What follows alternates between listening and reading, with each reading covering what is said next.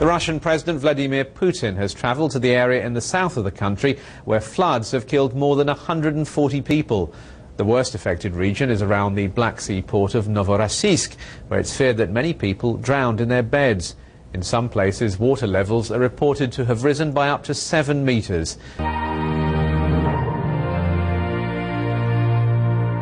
At least 140 people have been killed after 5 months' worth of rain fell in just 24 hours in southern Russia. It caused widespread flooding in the Black Sea region of Krasnodar. Many were asleep when a torrent of water rushed in. 5 people were electrocuted when an electricity transformer fell into the water. Hundreds of children have been evacuated from popular holiday camps on the Black Sea coast.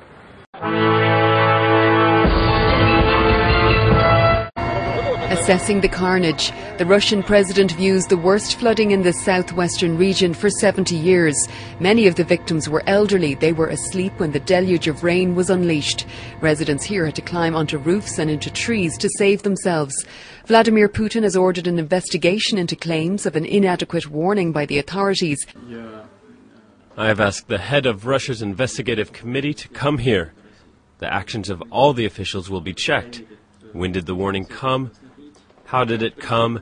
When could it have come? And when should it have come? Who did what? I ask you to cooperate with him.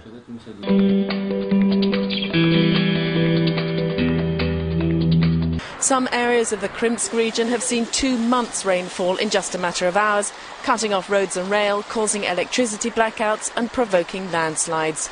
Streets were flooded and people scrambled onto rooftops to escape the rising water. We lost our property, all we'd invested in, and first of all, it's a shock, of course, says this woman. The car has drowned over there, everything's ruined. It was very frightening. Locals say they've seen nothing like it in 70 years, with water measuring 7 metres in some areas. Novorossiysk had to shut its Black Sea port, one of the country's most important, halting crude oil and grain shipments. Russian officials are calling it the worst disaster in the region in a decade. Several districts have been declared emergency zones. We have the most difficult situation in Kryumsk. 1/3 of the houses are in water. 20 emergency and fire trucks have arrived there already, and the rescue squad from Kovalivka is on its way. Also, the ministry has made a decision to send 2 planes and 3 helicopters from Moscow. The flooding is also a major blow to resort areas in the region at the very height of the tourist season.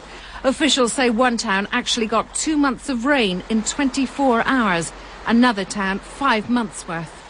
And Itar TASS news agency says in one community, floodwaters rose 7 metres, 23 feet overnight.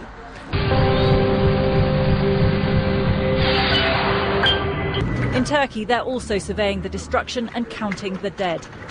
Heavy rainstorms have lashed Europe, disrupting travel, uprooting trees. Huge hailstones smashed windshields in the Czech Republic.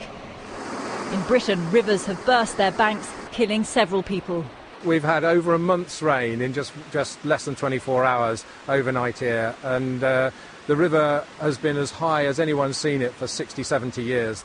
In fact, April, May and June have been the wettest since records began more than 100 years ago. I said, Helen, I can hear the water running, and we can't hear the river usually from here, and we looked out the window and that was it.